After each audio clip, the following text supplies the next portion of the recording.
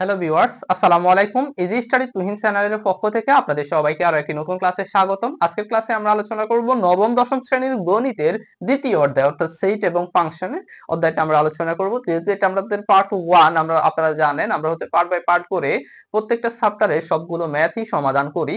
তো যেহেতু সেট অধ্যায়টা 9 এবং 10 দুইটার জন্যই খুবই ইম্পর্টেন্ট এবং যারা এসএসসি পরীক্ষা দিবে তাদের জন্য খুবই ইম্পর্টেন্ট।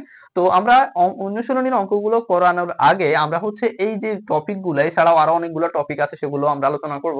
তো এইগুলো জানা আমাদের জন্য খুবই ইম্পর্টেন্ট, কারণ এগুলো ছাড়া আমরা সেট আসলে বুঝবো না। দ্যাটস ওয়াই আমরা আগে এগুলো আলোচনা করব। তো যেহেতু এটা আমাদের পার্ট 1, এর পরবর্তী পার্টেই হচ্ছে আমরা অনুশীলনীতে চলে যাব। তো আপনারা মনোযোগ দিয়ে ক্লাসগুলো দেখেন। আশা করি যদি আপনারা রেগুলার ক্লাসগুলো দেখেন তাহলে আর আপনাদের এই 9 10 এর ম্যাথ নিয়ে তেমন কোনো প্রবলেম থাকবে না, সেটা আমি আশা করি। তো চলুন আমরা ক্লাসটা শুরু করি। তার আগে বলতে চাই, যারা আমাদের চ্যানেলে এখনো নতুন অর্থাৎ যারা আমাদের চ্যানেলটি এখনো সাবস্ক্রাইব করেননি, প্লিজ চ্যানেলটি সাবস্ক্রাইব করে বেল আইকন অল দিয়ে দিবেন, তাহলে পরবর্তী ক্লাস সবার আগে আপনি পেয়ে যাবেন। তো চলুন আমরা ক্লাসটা শুরু করি। তো প্রথমেই আমাদেরকে বলতেছে সেটটা আসলে কি। সেটটা হচ্ছে বাস্তব বা চিন্তা জগতে যে কোনো জিনিসকে সাজিয়ে রাখাটাই হচ্ছে সেট। যেমন আমরা কাপ পিরিচ কিনি, বলি যে এক সেট কাপ বা এক সেট ফ্রিজ। তারপর হচ্ছে আমরা এছাড়াও আমরা বলি এক সেট বই, কেমন এরকম আমরা বলি। তো এই সেট মানে হচ্ছে জাস্ট সাজিয়ে গুজিয়ে রাখা এরকম কিছু। তারপর এখন এই যে সেটটাকে যদি প্রকাশ করি সেটা হচ্ছে কয় পদ্ধতিতে প্রকাশ করা যায়, সেটা হচ্ছে দুই পদ্ধতিতে। একটা হচ্ছে সেটের তালিকা পদ্ধতি আর একটা হচ্ছে সেটের গঠন পদ্ধতি। কি, একটা হচ্ছে সেটের তালিকা পদ্ধতি আর একটা হচ্ছে সেটের গঠন পদ্ধতি। এখন তালিকা পদ্ধতিটা কি, মনে করো এখন আমি একটা সেট নিয়ে আগে তোমাদেরকে আলোচনা করি। মনে করো এ নামক একটা সেট, আর মনে রাখবা এই যে সেট যে প্রকাশ করি সেটা হচ্ছে ইংরেজি বড় হাতের অক্ষর দিয়ে আমরা প্রকাশ করি। তো এই নামক একটা সেটের মধ্যে আমি রাখলাম 2 3 4, এই একটা সেট রাখলাম আমি, কেমন। অর্থাৎ আমি 2 থেকে 4 পর্যন্ত সংখ্যাগুলোর একটা সেট নিলাম, 2 3 4, এটা হচ্ছে একটা কি সেট। এখন এই এ সেটের মধ্যে এই যে সংখ্যাগুলো আছে 2 3 4, আবার আমি আরেকটা সেটও নিতে পারি। মনে করো সাপোজ আমি বি নামক একটা সেট নিলাম, সেখানে আমি লিখলাম বাংলা, বাংলা, গণিত, আর একটা লিখলাম হচ্ছে ইংরেজি, সরি ইংরেজি। তাহলে দেখো, বাংলা, গণিত এবং ইংরেজি এটাও কিন্তু একটা সেট। এটাকে সাজিয়ে দ্বিতীয় বন্ধনীর ভিতরে রাখার কারণে এটা একটা সেট হয়ে গেছে। এটা হচ্ছে বি নামক একটা সেট। আর 1 2 3 বা 2 3 4 এগুলো একটা সেট, এটা হচ্ছে এম নামক একটা সেট। এখন এই যে সেটের ভিতরে যেগুলো থাকে সেগুলোকে বলা হয় সেটের উপাদান। কি বলা হয়? সেটের এলিমেন্ট বা সেটের উপাদান। যেমন এ সেটের উপাদান হচ্ছে 2 3 4, আবার বি সেটের উপাদান হচ্ছে বাংলা, গণিত এবং ইংরেজি। তো এগুলো হচ্ছে এ এবং বি সেটের উপাদান। তো আমরা মোটামুটি বুঝতে পারলাম যে আমাদের আসলে সেটটা কি। এখন সেট প্রকাশ করার জন্য যে দুইটা পদ্ধতি আছে, একটা হচ্ছে তালিকা পদ্ধতি আর একটা হচ্ছে সেট গঠন পদ্ধতি। এখন এই যে মনে করো আমি এটা মুছে দিই, প্রথম যে সেটটা আমরা লিখলাম এ নামক সেটের মধ্যে 2 3 এবং 4 আছে। তো এই যে উপাদানগুলো আছে, যদি উপাদানগুলো দেওয়া থাকে দ্বিতীয় বন্ধনীর ভিতরে, তাহলে সেটা হচ্ছে সেই প্রকাশকে বলা হয় সেটের তালিকা পদ্ধতি। এটা এই যে এইভাবে যে এ নামক সেটটাকে আমরা প্রকাশ করছি, দেখাইছি, এটাই হচ্ছে তালিকা পদ্ধতি। আবার যদি আমি এই যে এ নামক সেটের ভিতরে একটা শর্ত দিয়ে দিতাম, কি দিতাম, একটা শর্ত দিয়ে দিতাম, শর্ত দিয়ে আমি উপাদানগুলো দিই নাই কিন্তু আমি একটা শর্ত দিয়ে দিলাম, তাহলে তোমাকে সেটা হবে কি গঠন পদ্ধতি। যদি এই সেটটাকে গঠন পদ্ধতিতে প্রকাশ করি তাহলে আমি এভাবে লিখতে পারি যে এ ইকুয়াল, যেহেতু এই মানগুলো এই যে তালিকা পদ্ধতিতে অর্থাৎ সেটের মধ্যে যে উপাদানগুলো থাকে সেগুলোতে এক্স দ্বারা প্রকাশ করা হয়। তো এগুলো হচ্ছে স্বাভাবিক সংখ্যা থেকে নিয়েছি। স্বাভাবিক সংখ্যা কোনগুলো? সেগুলো হচ্ছে 1 থেকে শুরু করে যতগুলো মানে সংখ্যা আছে 1 2 3 4 5, অর্থাৎ পূর্ণ সংখ্যা যেগুলো হচ্ছে ধনাত্মক 1 থেকে শুরু করে অনেক হিউজ পরিমাণ, সেগুলো হচ্ছে স্বাভাবিক সংখ্যা। তো স্বাভাবিক সংখ্যাতে n দ্বারা, ন্যাচারাল নাম্বার n দ্বারা প্রকাশ করে। তাহলে x বিলংস টু n, যেন এই x এর মানটা হচ্ছে তোমার যে x এর মান, অর্থাৎ এই উপাদানগুলো হচ্ছে আমাদের 1 থেকে বড়, কেমন, 1 থেকে বড় আর কত থেকে ছোট, সেটা হচ্ছে 5 থেকে ছোট। এটা হচ্ছে তালিকা পদ্ধতি। এখন দেখো, এটা তোমরা হয়তো বা নাও বুঝতে পারো, আমরা এটা নিয়ে আরো বিস্তারিত আলোচনা করব যখন অনুশীলনীতে আমরা এই অঙ্কগুলো করব, তখন আরো বিস্তারিত আলোচনা। তাহলে দেখো, এই x বিলংস টু n যেন হচ্ছে 1 লেস দ্যান x আবার লেস দ্যান হচ্ছে কি 5, একটা শর্ত দিচ্ছি আমি, কিন্তু এই মানগুলো দিই না, কিন্তু এটার উত্তরই হচ্ছে এই মানগুলো। তাহলে যদি আমি একটা শর্ত দিয়ে প্রকাশ করি, মানগুলো না লিখি, তাহলে সেটা হচ্ছে সেটের গঠন পদ্ধতি। আর যদি মানগুলো লিখি, কোনো শর্ত না দিই, সেটা হচ্ছে সেটের তালিকা পদ্ধতি। আশা করি তোমরা বুঝতে পারছো। এরপর হচ্ছে সসীম সেট। সসীম মানে একটা নির্দিষ্ট লিমিট আছে, কেমন। এই যে মনে করো এই নামক সেটের মধ্যে আমি লিখলাম 2 3 4, অর্থাৎ এই তিনটা উপাদান নিয়ে এ নামক সেট, এটা হচ্ছে একটা সসীম সেট। আর এই যে অসীম সেট, অসীম সেটটা হচ্ছে কি, যে সেটের উপাদান গণে শেষ করা যায় না, হিউজ পরিমাণ আছে, চলতেই আছে, এরকম হলে সেটা হচ্ছে অসীম সেট। মনে করো আমি সি নামক একটা সেট নিলাম, যে সি নামক সেট আমি লিখলাম 1 2 3 4 5, এরপরে এটা চলতেই আছে, ডট দিয়ে দিলাম, কেমন? তাহলে এই যে এস নামক সেটটা, এটা হচ্ছে স্বাভাবিক সংখ্যার সেট, তো এটা বিশাল বড়। তো এটা হচ্ছে আমাদের কি সংখ্যা, এটা হচ্ছে অসীম সেট। এটা কি সেট? এটা হচ্ছে অসীম, কারণ এটা শেষ নাই, এটা চলতেই আছে, কারণ স্বাভাবিক সংখ্যা চলতেই আছে, শেষ হয় না। তাইলে এটা হচ্ছে অসীম সেট। তাহলে আমরা বুঝতে গেলাম সসীম মানে যেটা নির্দিষ্ট লিমিট আছে, অর্থাৎ গুণে শেষ করা যায়, আর যেটা হচ্ছে অসীম সেট, যেটা হচ্ছে শেষ করা যায় না, চলতেই থাকে, সেটা হচ্ছে অসীম সেট। এবার হচ্ছে আমাদের ফাঁকা সেট লাগবে। ফাঁকা সেটটা আসলে কি? কোন সেটের ভিতরে যদি কোনো উপাদান না থাকে, তাহলে সেটা হচ্ছে একটা ফাঁকা সেট। যেমন আমি বললাম হচ্ছে, মনে করো সাপোজ আমি বললাম যে ইডেন মহিলা কলেজে ছাত্রের সংখ্যার একটা সেট, কেমন? ইডেন মহিলা কলেজের ছাত্রের সংখ্যা, মনে করো আমি ডি নামক একটা সেট নিলাম, আমরা লিখলাম হচ্ছে, ভিতরে লিখলাম ইডেন মহিলা কলেজের ছাত্রের সংখ্যা। এখন বলো, ইডেন মহিলা কলেজ, এটা তো মহিলা কলেজ, ওটাতে তো আর ছাত্র থাকে না, ছাত্রীরা থাকে। তাহলে ওইটাতে যেহেতু ছাত্ররা নাই, কিন্তু আমি ছাত্রের সংখ্যা ধরছি, তার মানে এটা কোনো উপাদান নেই, দ্যাটস ওয়াই এটাকে কি নাম বলা হয়, সেটা হচ্ছে ফাঁকা সেট। তখন এই ফাঁকা সেটকে হচ্ছে এই ফাঁকা চিহ্ন দ্বারা প্রকাশ করা হয়, এটাকে বলা হয় ফাঁকা সেট। বুঝতে পারছো? জিরো একটা দিয়ে সেটা কেটে দেওয়া, সেটা হচ্ছে ফাঁকা সেট। মানে কোনো সেটের উপাদান না থাকলে সেটাকে বলা হয় কি সেট? ফাঁকা সেট। এরপর হচ্ছে ব্যান চিত্র। ব্যান চিত্র হচ্ছে তোমার মানে চিত্রের মাধ্যমে যে সেট গুলা প্রকাশ করা হয়, তোমরা এটা হয়তো তোমাদের বইয়ের মধ্যে দেখছো, তো আমি তারপর তোমাদেরকে আরেকবার জাস্ট দেখাচ্ছি। মনে করো এই যে এরকম থাকে, এরকম থেকে এখানে দুই তিনটা বৃত্ত থাকে, কেমন? এরকম বৃত্ত থাকে। তো ব্যান চিত্র মানে হচ্ছে তোমার জাস্ট হচ্ছে বৃত্তের ভিতরে যে সংখ্যাগুলো থাকে, অর্থাৎ এই যে চিত্রের মাধ্যমে যেটা দেখায়, যে একটা চতুর্ভুজ, তার ভিতরে আবার বৃত্ত, মনে করো এই বৃত্তটার ভিতরে 1 2 3 দিলাম, তিনটা সংখ্যা, এটার ভিতরে আবার দিলাম 4 5, আবার 6, আর মাঝখানে একটা 7 দিলাম। এরকমও সেট কিন্তু প্রকাশ করে, সেটা আমরা শিখাবো তোমাদের। তাহলে এরকম যদি প্রকাশ করে, তাহলে সেটাকে বলা হয় ব্যান চিত্র। আশা করি তোমরা বুঝতে পারছো। এরপর হচ্ছে উপসেট। তো এখন দেখো আমরা আলোচনা করব আমাদের উপসেটটা আসলে কি। মনে করো ওই যে সেটটা নিছিলাম, এই সেটের মধ্যে কি কি ছিল, 2 3 4, এটা ছিল আমাদের এই সেটের উপাদান 2 3 4।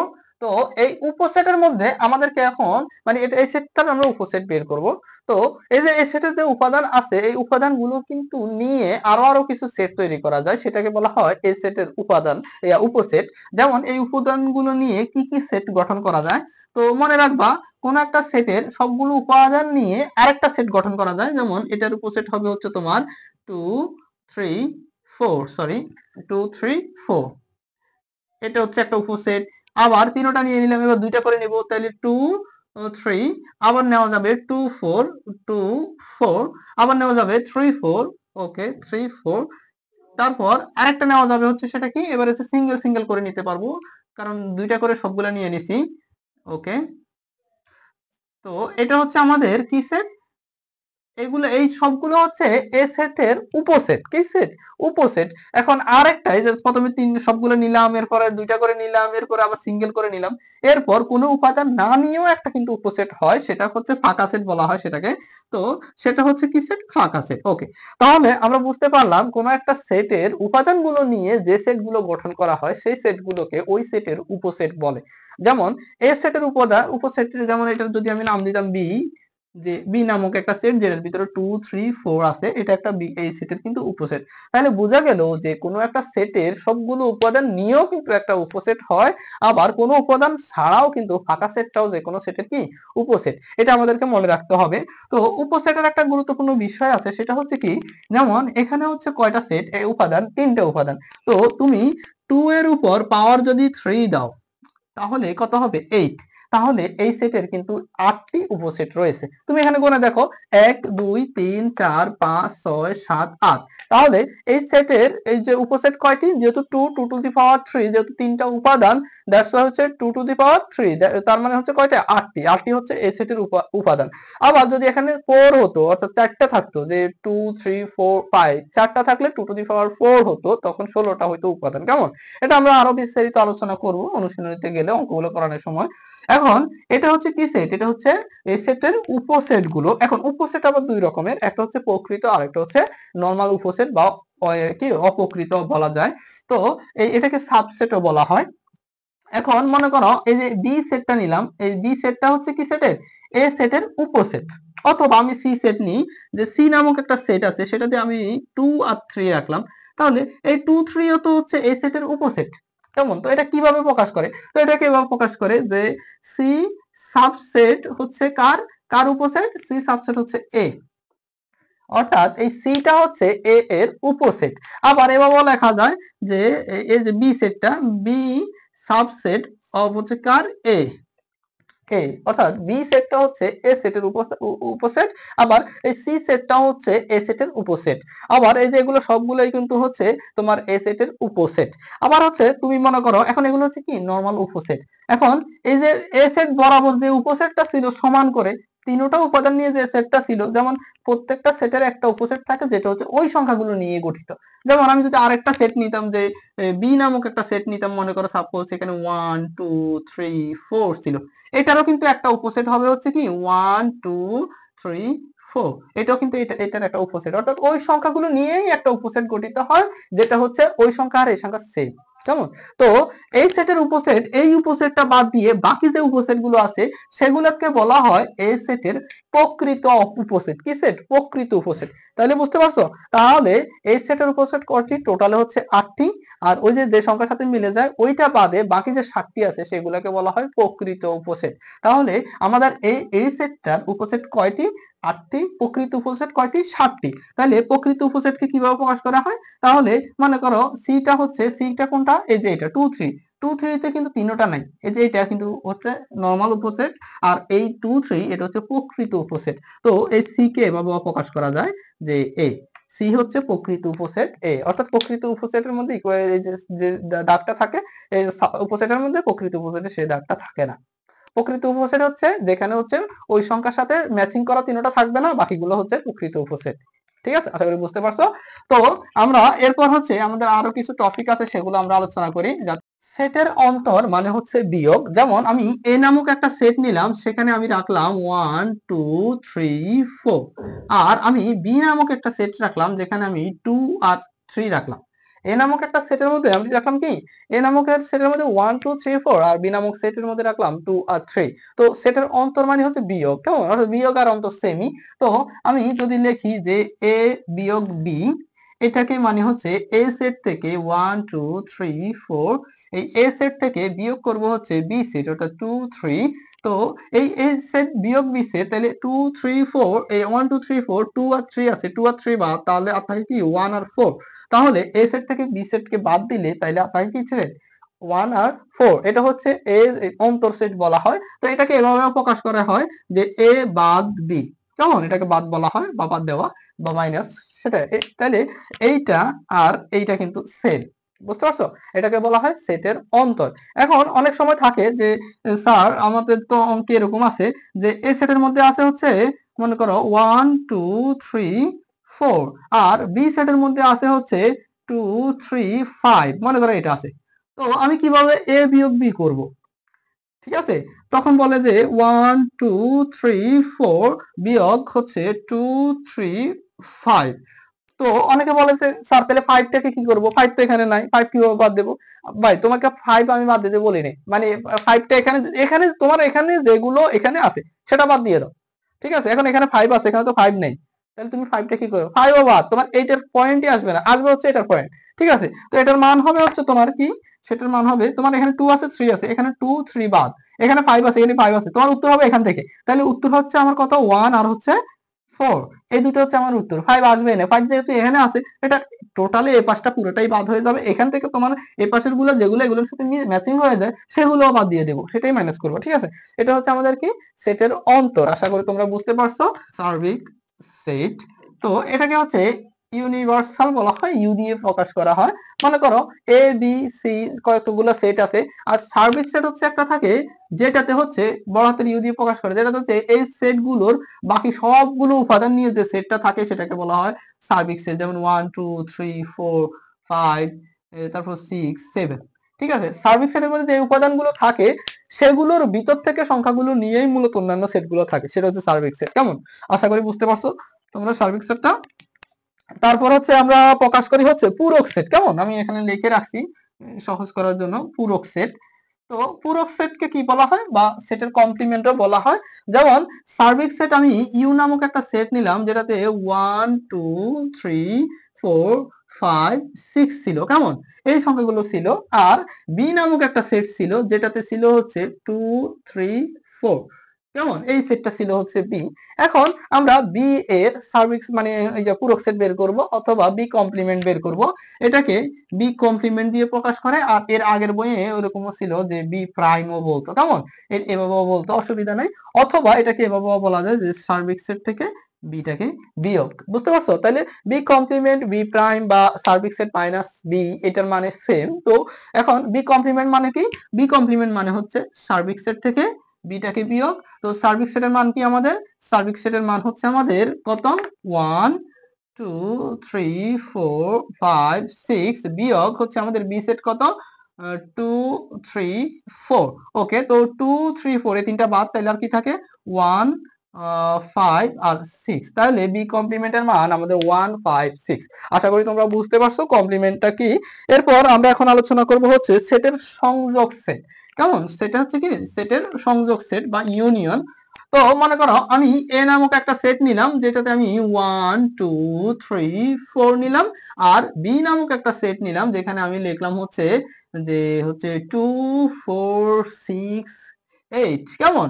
তো এ এবং বি এর আমি সংযোগ সেট বের করব। সংযোগ সেট মানে হচ্ছে ইউনিয়ন। তাহলে এ এবং বি এর সংযোগ সেট মানে এ ইউনিয়ন বি, এটা কি ইউনিয়ন বলা হয়। এটা মনে রাখতে পারো যে ইউ এর মতো, কেমন। তো এটাতে হচ্ছে সবগুলো, যেমন আমি প্রথমে লিখি এ এর মানগুলো 1 2 3 4 ইউনিয়ন বি এর মান হচ্ছে 2 4 6 8। ওকে, তো ইউনিয়ন মানে হচ্ছে সবগুলো নিয়ে নিব, বাট হচ্ছে কোনোটা দুইবার নেব না, কেমন। তো এখানে যে মানগুলো আছে সেগুলোও নিব, এখানে যেগুলো আছে সেগুলোও নিব, কিন্তু কোনোটা কি নেব না, দুইবার নেব না। তাইলে এখানে কি কি আছে? 1 1 2 3 4, আর এই 2 4 এখানে ছিল, নিয়ে নিছি অলরেডি। আর 6 8ও আছে, তো 6 8 এগুলো হচ্ছে মূলত এ ইউনিয়ন বি, অর্থাৎ ইউনিয়ন মানে হচ্ছে সবগুলো নিয়ে নেব। এটা হচ্ছে সংযোগ সেট। আর আরেকটা আছে সেট সেট, কেমন সেট সেট। তো এটাকে বলা হয় ইন্টারসেকশন, কেমন। যেমন মনে করো এ ইন্টারসেকশন বি, এটা হচ্ছে কি জাস্ট হচ্ছে 1 2 3 4 ইন্টারসেকশন বি এর মান কত? 2 4 6 8, কেমন। তো এটা হচ্ছে এই ইন্টারসেকশন মানে হচ্ছে যেগুলো সাধারণ, অর্থাৎ যেগুলো দুইটার মধ্যেই আছে সেগুলোই হচ্ছে ইন্টারসেকশন, অর্থাৎ সেট সেট। তো এর মধ্যে আছে কি 2 আর 3, এই যে 2 আছে আর 4 আছে, এখানেও 2 আর 4 আছে, ম্যাচিং হয়েছে। তার মানে 2 আর 4 হচ্ছে এ আর বি এর ইন্টারসেকশন করলে 2 আর 4 পাওয়া যায়। আশা করি তোমরা বুঝতে পারছো। তাহলে এটা মনে রাখবা, কিভাবে মনে রাখবা? যে ইউনিয়ন কিন্তু কাপের মতো অনেকটা কিছু, ঠিক আছে। যে এখানে যদি আমরা কিছু রেখে দিই তাহলে কিন্তু সবগুলো এটাতে থাকবে। আর ইউনিয়ন ইন্টারসেকশন যেটা সেখানে কিন্তু থাকবে না, কয়েকটা হয়তো বা উপরে কাপের উপরে হয়তো বা থাকতে পারে, আর বাকিগুলো কিন্তু পড়ে যাবে। তাহলে এটা আমরা মনে রাখতে পারি যেগুলো ম্যাচিং হবে, ম্যাচিং খুব কমই হয়, যে কয়েকটা ম্যাচিং হবে সেটাই হচ্ছে ইউনিয়নের ইন্টারসেকশনের উত্তর। আর ইউনিয়ন তো এটা ইউ এর মতো সবগুলো থেকে যাবে, অর্থাৎ এটা আর এটা সবগুলো মিলে হচ্ছে এই ইউনিয়ন বি। আশা করি তোমরা এই জিনিসটাও বুঝতে পারছো। তো এইটার অনেক অঙ্ক আছে, আমরা সেগুলো করব। আশা করি তোমাদের তেমন কোনো সমস্যা থাকবে না। তো এরপর হচ্ছে আমরা এখন হচ্ছে আর প্রকাশ করব নিঃছেদ সেটটা আমাদের মনে রাখতে হবে। যে নিঃছেদ সেট, মনে করো কোন একটা সেট ছিল যে সেটাতে হচ্ছে তোমার 2 4 6, কেমন এটা হচ্ছে একটা সেট। আর বি নামক আরেকটা সেট ছিল, সেখানে ছিল হচ্ছে 7 8। এখন আমি তোমাদের বললাম যে হচ্ছে এ ইন্টারসেকশন বি বের করো। এখন তুমি 2 4 6 ইন্টারসেকশন আর হচ্ছে বি তে কত 7 আর 8। ওকে, তো এটা ইন্টারসেকশন করছো কিন্তু কোনোটা ম্যাচিং হয়েছে, ম্যাচিং হয় না, তাহলে ফাঁকা সেট। যখন কোন সেটের সাথে এরকম ইন্টারসেকশন করা যায় না, অর্থাৎ ফাঁকা সেট আসে, সেটাকে বলা হয় নিঃছেদ সেট। আশা করি তোমরা বুঝতে পারছো। আরেকটা আমাদের জিনিস জানা দরকার, সেটা হচ্ছে শক্তি সেট।